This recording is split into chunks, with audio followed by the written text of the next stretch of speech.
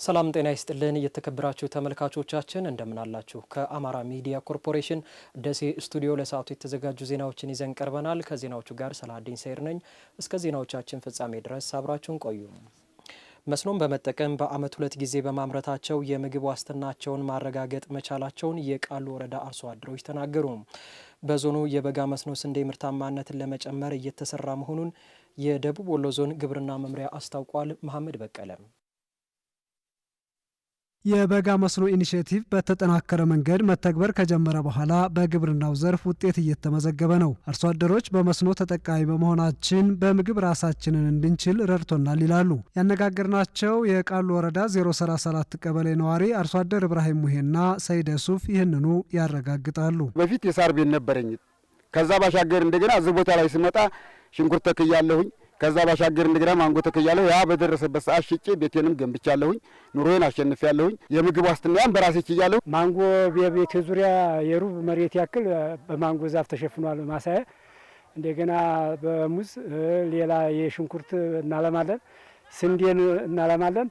ቢያንስ በአመት 3 እያመረትን ተችግር ወጥተን እንደውም የተሻለ ህይወት ላይ እንገኛለን። ከ2014 15 ወደዚህ በተለይ የተጠናከረ መስኖ ካናላችንን በኤስኤንቪ ምክንያት ግንባታ ተደርጎልን አሁን ጥሩ የተሻለ አባልም እያበረከትን እኛም ተጠቃሚነታችን እየሰፋ ነው ያለው። በመስኖ የመልማት አቅምን በመጠቀም የአርሶ አደሩን ምርታማነት በማሳደግ የምግብ ሉዓላዊነትን ለማረጋገጥ ታቅዶ እየተሰራ መሆኑን የቃሉ ወረዳ ዋና አስተዳዳሪ አቶ ሙህዲን አህመድ ገልጸዋል። ወደ በጋ መስኖ ስንዴ ልማት ከገባን በኋላ በየአመቱ እያስመረቅን ራሱን እየቻለ እየተደጋገፈን ጭምር እርስ በርሱ ራሱን ችሎ አልምቶ ቤተሰቡን ያመት ቀለብ ይዞ ከዛም ትርፍ ምርት አምርቶ እንዲዘልቅ እያደረግን ያለው 2018 አቅረን እየሰራን ያለ ነው። ሙሉ በሙሉ የምግብ ዋስትና ችግር ያለባቸውን አርሶ አደሮች ለማስመረቅ ግራጁዌት አድርገው ራሳቸውን ችለው እንዲተዳደሩ ለማድረግና በርካታ አርሶ አደሮች ከዚህ ቀደም ከመንግስት ድጋፍ ይፈልጉ ነበር፣ ከግለሰቦች ድጋፍ ይፈልጉ ነበር። አሁን ላይ የመንግስትም ድጋፍ እየቆመ በራሳችን ተተረጅነት ወደ ምርታማነት በሚል መርህ እየሰራን ስላለ ችግር እንኳን ቢገጥም እናርሳለን። በሌላ መንገድ ከማህበረሰቡ ምን ሰበሰበው ሪሶርስ አለ። ችግር ገጠመበት አካባቢና ችግር ለገጠመው አርሶ አደር እየደገፍ ራሱን ችሎ ከሞላ ጎደል ከምግብ ዋስትና ተጠቃሚነት እንዲወጣ ግራጁዌት እንዲያደርግ እየሰራን ያለ ነው። በምግብ ራስን መቻል በቀጣይ 25 ዓመታት እንደ ግብርና ተቋም ትኩረት ከተሰጣቸው የእቅድ ስራዎች አንዱ ነው። ይህን ለማሳካት የበጋ መስኖ ስንዴን ከማልማት ጎን ለጎን አትክልትና ፍራፍሬ ዘርፉ ትኩረት እንደተሰጠው የደቡብ ወሎ ዞን ግብርና መምሪያ ኃላፊ አቶ አህመድ ጋሉ አመላክተዋል። ስንዴ በበጋ ከመመረት ከጀመረ ወዲህ አንደኛ በገበያ መረጋጋት ላይ ከፍተኛ አስተዋጽኦ አበርክቷል። እንደምታውቁት የፋብሪካ ማቴሪያል በጣም እየጨመረ ነው። የግብርና ምርት ግን ባለበት ነው እየቀጠለ ያለውና ይሄ ደግሞ ዋናው የበጋ መስኖ ስንዴ የሰራ ነው ስራ ነው። ሁለተኛ ከድህነት አላቋል። ለአካባቢያችን አግሮ ፕሮሰሲንግ እንደ ግብአትነት እያገለገለ ነው ያለውና በዚህ አመትም እንደ ዞናችን ወደ 41 ሺህ ሄክታር አካባቢ በማረስ ወደ 1.6 ሚሊዮን ኩንታል ምርት እናመርታለን ብለን ስራ ጀምረናል። ከ200 ሺህ በላይ ኩንታል ማዳበሪያ አቅርበናል። ምርጥ ዘርም በቂ ያለ የሽንኩርት፣ የቲማቲም፣ የቃሪያ መሰል ነገሮች አሉ። ክላስተሮችን ለይተን እየሰራን ያለ ነው። የተሻለ እንቅስቃሴ ነው ያለው ገበያውን በማረጋጋት። ሌላው ፍራፍሬ ነው። በዚህ አመት እንደ ደቡብ ወሎ እንግዲህ ከ2.5 ሚሊዮን በላይ የፍራፍሬ ችግኞችን እንተክላለን ብለን አቅደን እየሰራን ያለ ነው።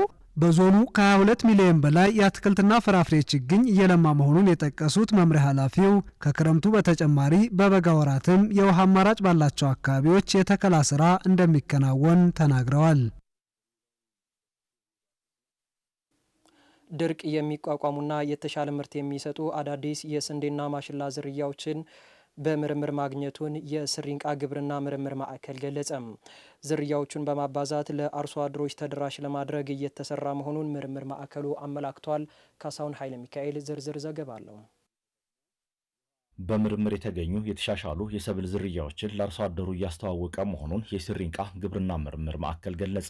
ማዕከሉ የአርሶ አደሩ ችግሮችን በመለየት የምርምር ስራ እያካሄደ መሆኑ ተገልጿል። በማዕከሉ የማሽላ የጤፍና የበቆሎ ተመራማሪ ሙሉጌታ ማሞ አርሶ አደሩ ከምግብነት ባሻገር ለእንስሳት መኖ የሚተርፍ የተሻለ አገዳ ያለው የማሽላ ዝርያ ይፈልግ እንደነበርና የምርምር ማዕከሉ ይህንን ችግር የሚፈታ አዲስ ዝርያ ማውጣቱን ለአሚኮ ገልጸዋል።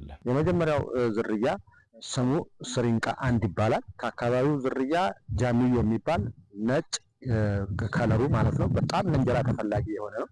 የኛ ደግሞ ቀደም ብሎ የተለቀቀ ራያ የሚባል ዝርያ አለ። ሁለቱን ካዳቀልን በኋላ ብዙ መንገድ ርቀን ከዛ በኋላ የተለቀቀ ዝርያ ነውና ይሄ ስሪንቃ 1 የተባለው የአገዳ ቁመቱ ከ2 ሜትር በላይ ነው። ምርታማነቱ በአማካይ ነው የምነግርህና ከ50 ኩንታል በላይ ነው የሚሰጠውና ይሄ ነው ፈጥኖ በመድረስም ከ120 ቀን አይበልጥም። ከሲሪንቃ አንድ በተጨማሪ ወለዲና አምባሰል የተባሉ የማሽላ ዝርያና ዛቲ የሚባል የጤፍ ዝርያ በምርምር በልጽገው ለአርሶ አደሩ የማስተዋወቅ ስራ እየተሰራ መሆኑንም ያስረዳሉ። ሲሪንቃ አንድ እርጥበት አጠር ለሆኑ የሚሆን ዝርያ ነው። ይሄኛው ደግሞ መካከለኛ ደራሽ ነው። ከ120 ቀን ሳይሆን በአቨሬጅ እስከ 130 ቀን በላይ ይፈጃል። ይሄ ነው ልዩነቱና እነሱ ስማቸው አምባሰልና ወለዲ ነው ያልናቸው እና እነሱ ምርታቸው ከ45 ኩንታል በላይ ናቸው። ሁለቱም ዝርያዎች ቁመታቸውም ከ2 ሜትር በላይ ነው። እነሱም ቢሆኑ የአርሶ አደሩን ጥያቄ በትክክል በአግባቡ የሚፈቱ ናቸው በአገዳቸውና በምርታማነታቸው። የጤፍ ዝርያ ዛቲ የሚባል ከአካባቢው ዝርያ ከ15% በላይ ይበልጣል ምርቱ። ዘሩን እያባዛን ወደ አርሶ አደር የምንገባበት እድል በጣም ይኖረናል ማለት ነው። በሲሪንቃ ግብርና ምርምር ማዕከል የግብርና ምጣኔ ሀብትና ግብርና ኤክስቴንሽን ዳይሬክቶሬት አስተባባሪና የምጣኔ ሀብት ተመራማሪ መኮንን አሰፋ በበኩላቸው በደቡብ ወሎ ዞን ደሴ ዙሪያ ወረዳ በማሳ ላይ ውጤቱ የተረጋገጠ አዲስ ስንዴ ዝርያ ለአርሶ አደሩ ማስተዋወቅ ላይ መሆኑን ገልጸዋል። አዲሱ የስንዴ ዝርያ በደቡብ ወሎ ዞን 019 ቀበሌ ደሴ ዙሪያ ወረዳ ላይ ማለት ነው ሰርቶ ማሳያ እየሰራንበት ያለ ስንዴ ዝርያ ነው፣ የዳቦ ስንዴ ዝርያ። ይህም ዝርያ ስሙ ኤልሻሎም ይባላል። እንግዲህ ከነባሩ ከዳንፌ ወይም ደንዳ ብሎ ከሚጠራው ስንዴ ዝርያ የሚለየው እንግዲህ በምርታማነቱና ድርቅን ተቋቁሞ በአጭር ጊዜ ምርት መስጠት መቻሉ ነው። የሲሪንቃ ግብርና ምርምር ማዕከል ዳይሬክተር አካሉ ገብሩ የምርጥ ዘር ማረጋገጫ የተሰጣቸው አዲስ የምርምር ውጤቶችን የማባዛት ስራ እየተሰራ ነው ብለዋል። ምርምር ማዕከሉ ያወጣቸውን ዝርያዎች ለተጠቃሚ ለማድረስ የማስተዋወቅ ስራዎችን ሰርቷል፣ እየሰራ ይገኛል። ቀሪ ስራዎች ይቀሩታል። እየተባዙ ያሉትን ዝርያዎችንም በሚቀጥለው ለዘር አባዥ በኮንትራትም በማህበረሰብ አቀፍ ዘር ብዜትም እንደዚሁም ከአማራ ምርጥ ዘርና ከሌሎች አጋር አካላት በማህበራት ጭምር ዘሩን አባዝተን ለአርሶ አደር ተጠቃሚ የምናደርግበትና የሀገሪቱ የግብርና ክፍለ ኢኮኖሚ ማበርከት ያለበትን የኢኮኖሚ ጀነሬት እንዲያደርግ ከፍተኛ ጥረት እያደረገ ያለ ነው። የሲሪንቃ ግብርና ምርምር ማዕከል በሰብል፣ በእንስሳት፣ በደን፣ በተፈጥሮ ሀብትና መሰል የግብርና መስኮች የህብረተሰቡን ችግር ለመፍታት የሚያስችሉ 108 የምርምር ስራዎችን እየሰራ መሆኑ ተመላክቷል። የ12ኛ ክፍል ሀገር አቀፍ ፈተና የሚወስዱ ተማሪዎችን የማለፍ ምጣኔ ለመጨመር የቅድመ ዝግጅት ስራ እያከናወንኩ ነው አለ የደሴ ከተማ አስተዳደር ትምህርት መምሪያ። በሀገር አቀፍ ፈተና የተሻለ ውጤት ለማምጣት እየተዘጋጁ መሆኑን አስተያየታቸውን የሰጡ የጢጣ አጠቃላይ ሁለተኛ ደረጃ ትምህርት ቤት ተማሪዎች ተናግረዋል። ዝርዝሩን አብረን እንከታተል።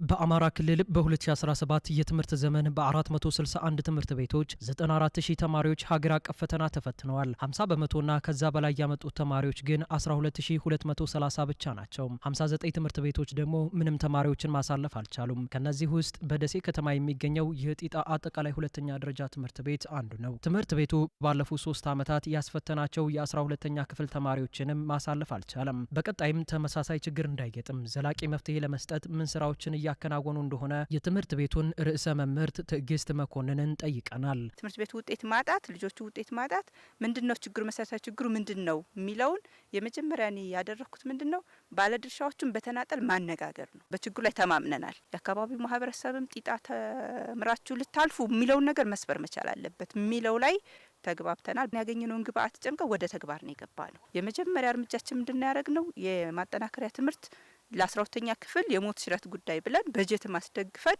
ጀምረናል። ሰኞ፣ ማክሰኞ፣ ሐሙስ፣ ሮብና አርብን ላይብራሪ ገብተው የራሳቸው የሚሰጡ የቤት ስራዎችን፣ አሳይመንቶችን፣ ፕሮጀክቶችን እንዲሰሩ መምህሩ ከ9ኛ ክፍል እስከ 12ኛ ክፍል ያሉ ይዘቶችን ጨምቆ ለቲቶሪያሉ ለማጠናከሪያ ትምህርቱ ብሎ እቅድ አቅዶ ተጨመቁ ይዘቶች ደግሞ በወርክሺፕ እየበለጸጉ በማጠናከሪያ ትምህርቱ እንዲካተቱ በእቅድ እንዲመራ አድርገናል። አሚኮ ያነጋገራቸው የ12ኛ ክፍል ተማሪዎች የተሻለ ውጤት ለማምጣት እየተዘጋጁ መሆኑን ነው የተናገሩት። 12ኛ ክፍል ተፈታኝ እንደመሆናችን መጀመሪያ አይምሮችንን ማሳመንም አለብን። ለማለፍ የምንችለውን ያክል ከማድረጋችን በፊት ቢያንስ ራሳችን ዝግጁ ሆነን አልፋለሁ ብለን አሳምነን መነሳት አለብን። እኔ ከዛ ጀምሬያለሁ። ለማለፍና ከ500 በላይ ለማምጣት ግቤን አስቀምጫለሁ። ለፈተና ቅድመ ዝግጅት እያደረግን ነው። ቲቶር መምህሮቻችን በሚሰጡን መንገድ እየተማርን ነው። ከሰዓት ላይብረሪን በመምጣት እና ቤታችንም ደግሞ በተገቢ ሁኔታ እየተዘጋጀን ነው ማለት ነው። ግሩፕ ፈጥረን እነሱም ጋር በመወያየት እኔ ከበደኝ ከሌሎች የሆነ ኤክስፔሪያንስ በመውሰድ አብረን በማጥናት ከ9 ጀምሮ ያሉትን ነገሮች እየከለስን ነው ያለ ነው። በጤጣ አጠቃላይ ሁለተኛ ደረጃ ትምህርት ቤት የሂሳብ መምህሩ አስቻለው ይመር ተማሪዎችን ለማሳለፍ በቁጭት እየሰራን ነው ብለዋል። ከዚህ በፊት በነበረው ውጤት ደስተኞች አይደለንም። በለፋነው ልፋት ወይም ድካም ልክ እኛም ወላጆችም ተማሪዎችም ባደረግነው አስተዋጽኦ ልክ ውጤት አለማንጣታችን ከፍተኛ ቁጭት ፈጥሮብናል እንደ ተቋም ማለት ነው። ስለዚህ ይሄንን ለመቀልበስ ከፍተኛ የሆነ በዘንድሮ አመት በ2018 አመት ከፍተኛ የሆነ ርብርብ እያደረግን ያለነው አንደኛ ተማሪዎችን በመለየት የቲቶሪያል ፕሮግራም እየሰጠን ያለንበት ሁኔታ ነው ያለው። የተለያዩ ወርክሽቶችን የማትሪክ ጥያቄዎችን በዲጂታል ላይብረሪም በላይብረሪም በማስቀመጥ ተማሪዎቹን ጋር አብሮ በመስራት ከፍተኛ የሆነ ርብርብ እያደረግን ያለንበት ሁኔታ ነው ያለው። በከተማዋ በሚገኙ ትምህርት ቤቶች ከ3000 በላይ ሀገር አቀፍ ፈተና ተፈታኞች መኖራቸውን የጠቆሙት የደሴ ከተማ አስተዳደር ትምህርት መምሪያ ኃላፊ ፍቅር አበበ የተማሪዎችን የማሳለፍ ምጣኔ ከፍ ለማድረግ የቅድመ ዝግጅት ስራ ከወዲሁ እየተከናወነ መሆኑን ገልጸዋል። የ2017 ዓ.ም ውጤት የተማሪዎች ውጤት ከገመገምን በኋላ ቅድመ ዝግጅት ላይ ሰፊ ስራ ተሰርቷል። አሁን በቀጣይ የአዳር ጥናት ኦልሬዲ አንዳንድ ነገሮችን አመቻችተናል። ወደ አዳር ጥናት ልንገባ ያልንበት ሁኔታ አለ። ያለ የሌላ አቅማችን ተጠቅመን ተማሪዎችን ውጤታማ ለማድረግ የምንሰራበት አመት ነው። ስራ ኦልሬዲ ተጀምሯል። አሁን ከ1500 እና በላይ የሚሆኑ ተማሪዎችን የተሻለ ውጤት እንዳመጡ የማዘጋጀት ስራ እየሰራ ነው። የተከበራችሁ ተመልካቾቻችን ከአማራ ሚዲያ ኮርፖሬሽን ደሴ ስቱዲዮ ለሰዓቱ የተዘጋጁ ዜናዎች የተከታተላችኋቸውን ይመስሉ ነበረ። ከዜናዎቹ ጋር ሰላሀዲን ሰይር ነኝ። በያላችሁበት መልካም ጊዜ